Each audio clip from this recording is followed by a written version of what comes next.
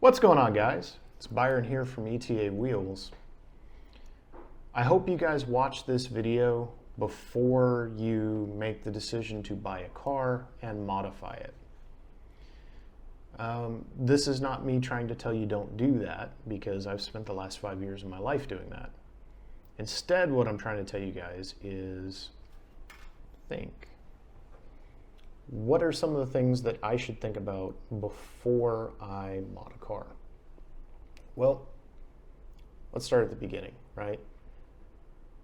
You have that dream in your head. You have that car that you just want. Maybe you can't afford it now. Here you are, a couple of years later, the price has calmed down, and now you can afford one. So you take it for a test drive and you fall in love, right? Your heart's beating, the gas pedals just mash into the floor, and you're hooked, right? I get it. I fucking get it. I love my car. Anyway, so if I could go back in time to day one, I would have done a lot more research on the aftermarket support for my Cadillac CTS-V. If you have a 2004 to 2007 Cadillac CTS-V, the aftermarket kind of sucks, dude. There's only a couple of people that make coilovers for the car. There's only a couple of different brake kits that are available. There's only a couple of different bushings and stuff like that that you can get for it. I mean, it's an LS powered car, so, you know, pretty much that side of it is fine. But when you start talking about transmissions, rear ends, axles, drive shafts, and actually maintenance items in general, these are all things you need to consider, okay? I would recommend considering them anyway. So the first thing you need to do, other than research, is you need to come up with a fucking plan, right? Have your vision, have your dream, and that's fine. Do that. I encourage you to do that. But think it through logically, okay? So now that you've done that, you've done your research, you've committed to your choice of car, right? If this is your first time modifying a vehicle, I'm going to humbly suggest that you choose something like a Mustang, a Camaro, hell, even an older 80s Scirocco, all of which have far better aftermarket support than a niche vehicle like the Cadillac CTS V1. The CTS V2, and it's like Legos. You got everything you could ever want at just about every price point you could ever want. Not so for the V1. And I accepted those limitations when I bought the car. My plan for the car was I wanted to have a beautiful gray paint job. I wanted to have a nice lightweight set of wheels. Pardon me, my nose is running a little bit. Had some chili sauce earlier. It's kicking my ass. You can find that on the ETA Kitchen channel, by the way, the recipe for that. It's pretty hot. Anyway, moving on. So the first thing that I do with any project car of mine, everybody's like, oh, horsepower! Horsepower is great, but if you can't turn and you can't stop, you can't use it. The CTS-V is not a drag racing car. In fact, it actually costs a lot of money if you want to drag race the damn car. So know what your goals are before you just start randomly spending money. Well, I wanted a car that I could daily drive, take to the track, abuse the ever-living shit out of, and not have it break. And I've pretty much got that. I've got a fun family cruiser. It's a daily driver. I've got 170,000 miles on the car. I bought the car at 88,000 miles, and I've put a lot of time and effort into the car. So where do I start? The first thing I did on the car, the previous owner, which this is another thing, guys, pay attention. Don't just think with this guy, think with this guy. Think with your brain. The previous owner had done some modifications to the car, most of which I had to unfuck myself. And that took me quite a bit of time and effort. So yeah, if you're buying a car, especially an older car that may potentially have been modified, think about that, okay? So he had done a 5-lug conversion to the car. He had got some Chinese C5 Corvette hubs and got a set of wheels off of a wrecked base model and put them on his car. And that's great, but then we get to remember I said stopping, the braking situation, right? So there are a lot of guys, especially with the V1 platform, that choose to go the cheap route. And I'm not going to condescend you. I'm not going to talk down to you. I'm just going to say that I hope you did your research, and that's all. So I basically had to do a fresh 5-lug conversion on the car. And what he had done was he had taken the stock brake rotors, rotated them slightly, and then drilled a 5-lug pattern next to the already existing 6 holes in the fucking brake rotor. I'm an aviation guy at heart, and I've seen stuff go catastrophically wrong. Now, there are a number of people who have done this to their car, and they have tracked their car, and they have no regrets. Cool beans, dude. I'm not doing that for my car, not let alone a car that I'm going to put my family in. So I wanted a different solution, right? So I got to thinking, how do I do that? Well, I went to Creative Steel and I bought their 5-lug conversion kit, which is not the cheapest route to go. I'll straight up say it, but you know what? They do a really amazing job. You keep your parking brake and you just go to any parts store and grab 2010 Camaro SS rotors, pop them on, change your brake pads, and away you fucking go. That's it. It's that easy, right? There's no drilling, there's no trips to a machine shop, there's no custom fit work, nothing. So do your research, choose your path, and then, obviously everybody's got a budget. So stick to your budget that you have. But as you modify the car, you need to keep in your head, I'm going to have to fix this thing at some point if I keep it long enough. Now, there are people out there who just buy a car, modify it, own it for a year, flip it, buy another car, and there's nothing wrong with that. But I intend to keep this car for a long time because I don't like wasting money. So that leads me into my next one. Every car community has a dedicated forum and a Facebook group. I mean, hell, it might be, I don't know. There's all kinds of information out there. Whatever car it is that you're into, there's a forum of people that build and modify these cars. Okay? Go there. Take absolutely everything you read with a grain of salt. Cars are not Legos. I don't care how precision built they get. Every car will be a little bit different, okay? So if this guy changed out his throttle body and added a set of long tube headers and then tuned his car and picked up a magic fucking 50 horsepower, which is never going to happen, by the way, manage your expectations, right?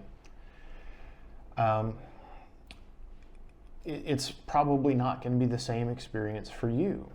So bear that in mind, okay? Also, don't get too wrapped up in dyno numbers. It's all about how does the car actually run. A dyno is a tuning tool. If you get wrapped up in, I got 700 horsepower at the wheels on the dyno, well, that's cool, but how's your car drive? My car drives fucking great. I've got 426 horsepower at the wheels and 416 foot-pounds of torque. exactly the results I expected because I did my research. I don't have a big giant donkey dick cam in my car because I don't want the noise, I don't want the lope, I don't want to deal with the headache. I like to get in my car and drive it with my family, and that's what I do a lot. So, figure out what your power goals are and then figure out how you're going to get there. So, I did what everybody does in the beginning. I went to the forums and I was like, oh, that's cool. This guy's running this intake and he picked up this much power. So I should therefore pick up this much power, right? Wrong. I actually didn't pick up any power because I hadn't changed my camshaft yet. As you go through the modification process, think ahead. Not just heat of the moment, right? So my result, I expected to get about 420 horsepower at the wheels. And so I got to thinking, how do I get there? Heads, camshaft, intake, long tube headers. That'll get you there, and then a good tune will get you the rest of the way, right? Because if you change those things, you should tune the car. Which goes back to my statement about planning. Think before you do. It is better to have a shelf full of an intake manifold, new injectors, your camshaft ready to be installed on the car, and then go buy your set of heads and do everything in one shot. It is better to do it that way than to piecemeal it. All right? So I accumulated parts over about a year and a half. A little bit here, a little bit there. Got everything ready to go. Bam, one shot, one kill. I did ported heads, I did my cam, and I did all of the maintenance work. New oil pump, new timing chain. I did a trunnion upgrade, new valve springs. I replaced my injectors because my new ones would be too small. Again, I know this through research. I planned out as far as I could, and for what I didn't know, I found people that actually did know, and I started talking to them, and I filled in the rest of my dots, and then I contacted a tuner, and we'll get to tuners here in a minute. I've used a few. I am not God's gift to tuning a car. I will not pretend to be. Can I make changes and it makes stuff happen? Yeah, kind of. But I would still prefer to use somebody who has vastly more experience than myself. I'm not going to dissuade somebody from taking the time to learn it. I'm a father of 4. And on top of that, I'm also a full-time college student and I have a full-time job. So my window to make stuff or to learn new stuff is kind of slow sometimes, kind of a small window. So I decided, working within my capabilities, I would outsource the tuning, and I have. So again, plan.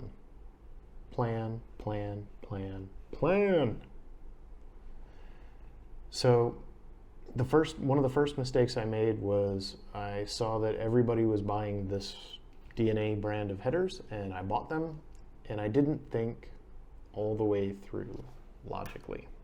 And by the way, for those of you out there who are like, have a CTS V1 and you're like, oh, what headers should I use? This guy just said the DNA headers suck. No, I didn't. I ran them for 2 years and I was very happy with the results. But my car's lowered, and so I live in a land surrounded by speed bumps. Literally, you cannot go anywhere in this country without hitting a fucking speed bump the size of a damn mountain. And so after I had them on the car, I began doing a lot of research, and I wanted to do some exhaust changes, of course. And What I came to at the conclusion of my research is that the Kooks headers actually tuck up to the car nice and tight, and the Borla catback also tucks up very nice and tight. I needed exactly 3/8 of an inch, and like I actually parked over probably about 15 to 20 different speed bumps between here and where I work and home, etc. And I needed an average of 3/8 of an inch. That is not a lot, but it is when that's how short, that's how much lower your exhaust hangs than where you need it to be. Well, I didn't just get that 3/8 of an inch, I got quite a bit more than that. I got almost half an inch of space just by changing and going with the Kooks headers. So if I could go back to when I did my headers originally, had I known that little nugget of knowledge, I would have just spent a little bit extra and bought the Kooks. But hey, this is all about learning, right? This is a retrospective video. This is lessons that I've learned along the way that I feel other people should think about, and some of the consequences of those actions. So step one, when you're figuring out your car, I recommend you start at the brakes and suspension, which is the first thing I did on the car. Then I did all of the bushings, then I did all of the engine mounts, and then all your follow-on maintenance. Guys, I can't stress this enough. Do your follow-on maintenance, right?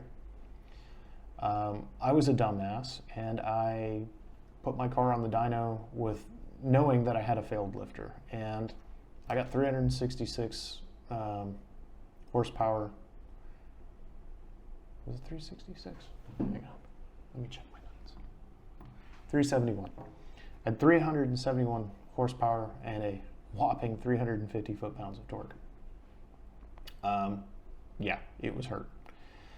But I did that right before the cam swap because I wanted to see what I was coming from, you know, what I was going to. And after I did the cam swap, I got it basically up and running on kind of a base tune, and I had worked with a couple of different tuners here and there and pick it out a little bit at a time.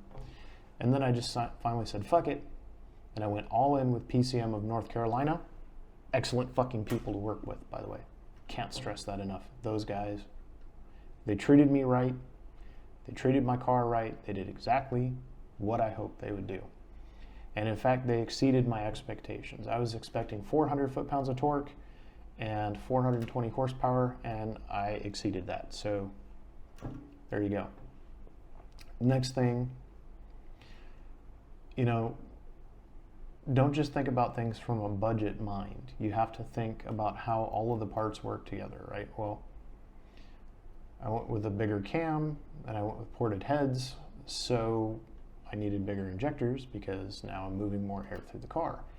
And then I stepped it up and I went to a fast 102 intake manifold, and I stepped up the air coming into the car even more. So now the limiting factor was the throttle body, right? And everybody, oh, go get a 102 throttle body. Well, go read people's results with the 102 throttle body. And I'm not saying there's anything wrong with this train of logic. There isn't, but do your research. So I didn't want any drivability headaches. I don't have time for it. So I went with a 95 millimeter from Solar Performance, and I love the way the car drives now. And again, I did my research. So I'm very happy with that throttle body. I took a chance on it, admittedly, because there's not a lot of research out there as far as CTSVs running this throttle body, but it's an LS motor, so I had to look at what the Corvette guys were doing, and everybody that had one on their Vet was very, very, very happy with it. So I said, okay, we'll take a chance. And the science is there. So above 50% throttle, it's a 95 millimeter throttle body. And below that, it's a standard LS2 90 millimeter throttle body. It means I don't have any headaches whatsoever with the tuning or with the drivability of the car from using this intake, and from using this throttle body combination. So hopefully you guys have, a little bit of a better picture. The biggest key is planning and research. And take everything that the internet tells you about your car and your mods, and I would say believe 1/3 of it. Getting back onto the subject of follow-on maintenance, which is crucial if you're going to continue to own the car after you modify it. Everybody, and myself included, I went to an LS7 clutch because, hey, it's fucking cheap, right? Let's save a couple bucks here and I can put that in somewhere else. Well, I didn't change my clutch master when I did it, and my clutch master failed. So I go onto the mighty interwebs and everybody says, the Willwood master cylinder is the answer. It's the answer. It will solve all of your problems. No, it didn't. And in fact, it actually failed on me. Not knocking the guy who developed it, and I'm not knocking anybody who chooses to use that. It just, for my car with my situation, it wasn't the right choice. So what was the right choice? I went to a stock master cylinder. I removed all of the rubber lines from the master down to the slave cylinder, and I replaced it with -4AN braided steel. Part of the problem with the OEM setup is that as you apply pressure to the clutch pedal, and it in turn sends hydraulic force to the clutch, the rubber expands, dude. You lose force, right? It's the same concept if you go from rubber brake lines to stainless steel brake lines. You have an increase of force that's available.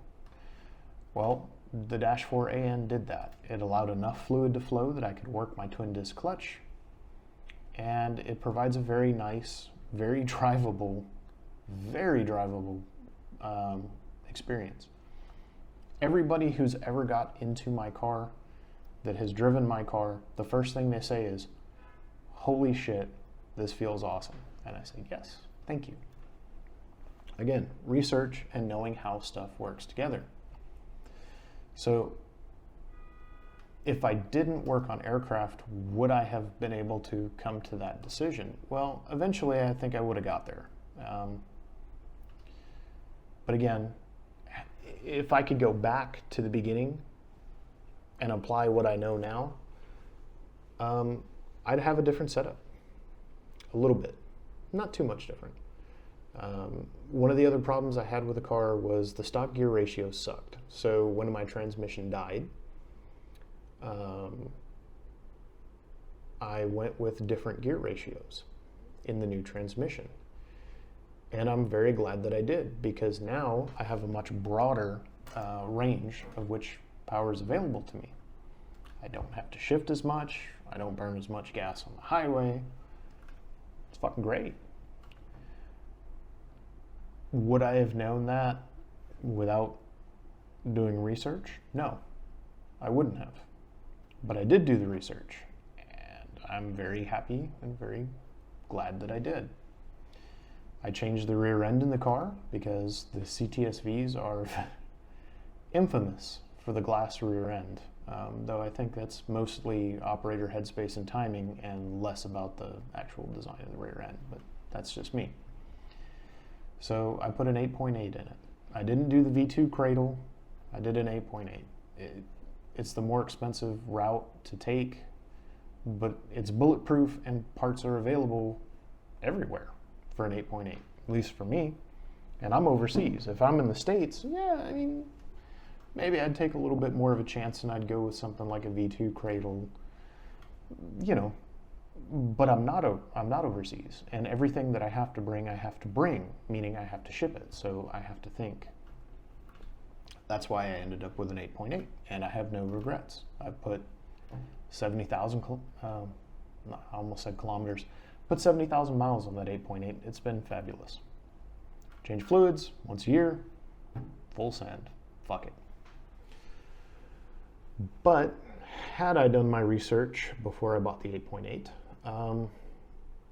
I would have gone with a different company to provide the axles. Instead of going with the DSS axles, I would have contacted G-Force and got a much better setup. That's neither here nor there. That's just something that goes with the territory, and that's the type of stuff that you need to think about before you just, oh, I want to put the biggest donkey dick cam and get the chop, chop, chop.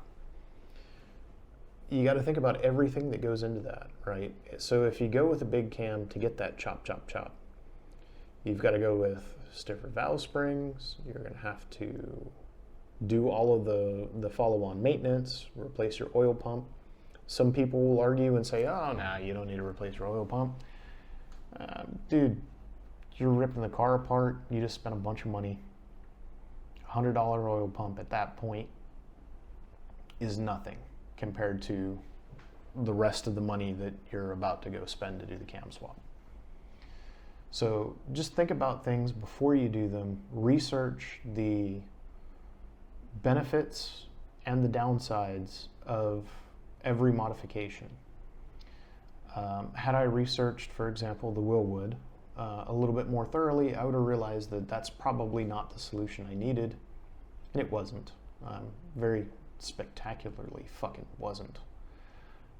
And again, I'm not attacking the person who designed it. It's just, had I done my research properly, I never would have went with it, which means I wouldn't have had any headaches. Tuners. For everything that you do, you're going to have to get all these modifications, right? When you change out your cam, when you go to long tube headers, to a certain extent if you put an intake manifold on the car, but I mean, you'll be fine. But for all the rest of that stuff, you're going to need a good tuner, right? And again, I went to the forums, worked with this guy for a while, wasn't happy with the results. He was one of the big names. Oh, I'm so awesome. And at the end of the day, it just didn't work out. So I went with another big name tuner, and they didn't really work out. So then I went with a smaller guy, which Brent at Malcal, if you're watching this, you're fucking awesome.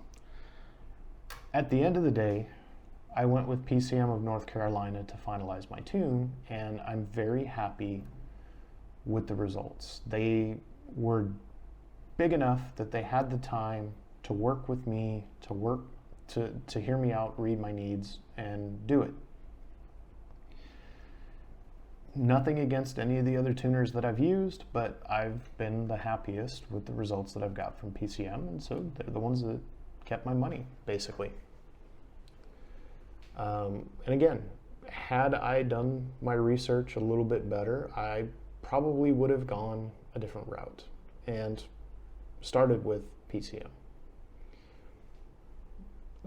Again, the PCM in North Carolina was great to me. Everybody's car is different. Everybody's car responds to everything different.